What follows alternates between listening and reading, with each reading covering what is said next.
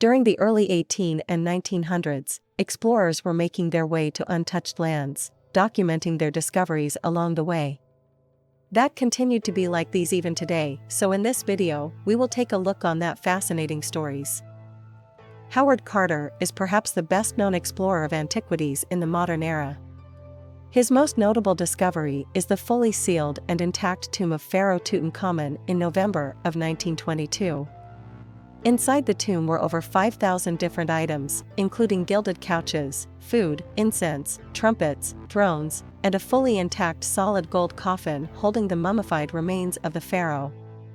It took well over 10 years for Carter to catalog the contents of the royal burial site thoroughly. Carter died on March 2, 1939, from Hodgkin's disease. He only had 9 people attend his funeral. It started as a simple suggestion in 1888 from a woman known as Nelly Bly, pen name of the actual journalist, inventor, and industrialist Elizabeth Cochrane Seaman, that she would take a real trip around the world and turn the fictional book Around the World in 80 Days into a reality. On November 14, 1889, Bly boarded the ship Augusta Victoria and began her journey. The round trip ended up taking just 72 days and was just short of 25,000 miles in length. She traveled utterly alone, with little more than a few changes of clothing and a small bag of money that she carried around her neck. Fridtjof Nansen originally started his education as a zoologist but quickly switched over to being a renowned explorer.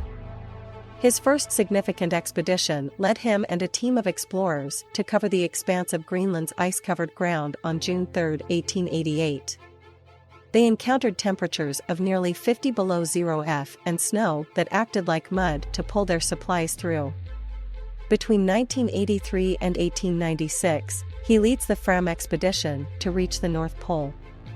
Though the trip was not successful, they did manage to achieve the highest altitude record at the time of 86 degrees 13.6 N before having to call off the trip. In his life, he was awarded or honored 18 times by 11 different countries for his contributions. James Cook initially joined the British Merchant Navy when he was just a teenager, where he stayed until 1755, when he joined the Royal Navy. In his first ever expedition, Cook sailed to what is now New Zealand and completed the first detailed map of the area. He also made the first European contact with the Maori tribes. On his second expedition, Cook attempted to travel to Antarctica but was unsuccessful. Instead, he traveled south and returned to New Zealand to restock. Before heading home, he traveled to the south and mapped out what is known as Cape Horn today. Cook became the first European to discover the Hawaiian Islands on his third and final voyage. Aviation exploration is rife with stories and legends, but none is more well known than the disappearance of Amelia Earhart. While her disappearance and death were never solved and might never be, her records and achievements will always be a part of aviation and exploration history. She was not only the first woman to fly across the Atlantic Ocean, but she was also the first to fly in an autogyro and to do so across the United States. She was the first person to fly solo between Hawaii and California, as well as the first woman to fly coast to coast across the United States. Vitus Bering was a Danish national who was enlisted by Russia to explore the Asian Pacific coasts and areas surrounding them. The first major expedition was named the First Kamchatka Expedition and was financed by Peter the Great in 1724. The journey led to the discovery and confirmation of the Bering Strait, a gap of ocean between the Russian and American continents. Based on this success, a second expedition named Great Northern Expedition was launched in 1733.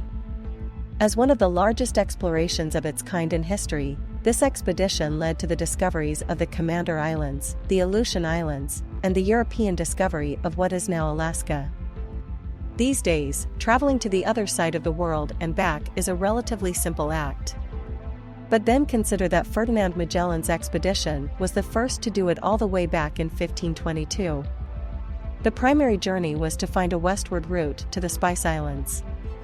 This voyage started in 1519 and led the Spanish-funded explorer across the Atlantic Ocean, down the seaboard to South America, leading to the discovery of the Strait of Magellan on the southern tip of South America. From there, the fleet crossed the expansive Pacific Ocean and landed in the Philippines. Frequently momentous achievements get overshadowed by more known ones. While Amelia Earhart was well documented and set her own records, she was certainly not the only one to do so. In the lifetime of Beryl Markham, she set the record for the first person to fly from Great Britain to North America across the turbulent Atlantic Ocean all by herself in one single flight, non-stop. The flight took place on September 16, 1936, and lasted for over 20 hours. However, her plane, named the Messenger, had ice-clogged the fuel lines, causing her to crash land on Cape Breton Island, Nova Scotia. She survived the landing and lived until the age of 83. Robert Peary has many credentials to his name. His first expedition launched in 1891 to 1892, and during this first trip, he confirmed to all that Greenland was, in fact, entirely an island. In another expedition taking place in 1894, Peary reached the Cape York meteorite, located 23 miles just east of Cape York. His best and the most known trip took place from 1898 to 1902, in which he and fellow explorer and member of the expedition Matthew Henson both claimed to have reached what was considered the North Pole at the time. Just as important to the exploration of the North Pole is the South Pole, and there was no more prominent name for it at the time than Ernest Shackleton. He was leading the Nimrod expedition, which took place between the years 1907 and 1909. The journey, named after the 40-year-old small ship he had to use, Shackleton and his expedition made it to the farthest south anyone ever had at the time, to latitude 88 degrees 23 minutes south. He was just under 100 miles from the actual South Pole. Upon his return to the United Kingdom, Shackleton was given knighthood by King Edward VII. Before Christopher Columbus, there was a man known as Giovanni Caboto. He was known to have led 3 expeditions to the Americas. His first expedition was poorly run, and he was forced to return to England before it got very far.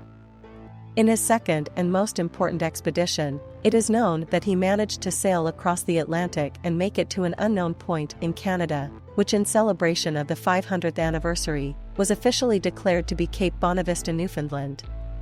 He did not travel inland, but he did sail the coast, but had no contact with any other people. The travels, conquest, and exploration of Christopher Columbus are generally viewed as a turning point in human history. Before his exploration, little was known about the rest of the planet and the other type of people that inhabited it. While remaining a controversial figure, it is no doubt that his quests connected humanity together like no one that had come before. His travels lead the pathways to human learning, expansion, and development. His legacy is felt all over the world, whether entire countries named after him like Colombia or undoubtedly as small as a street named after him in your local area.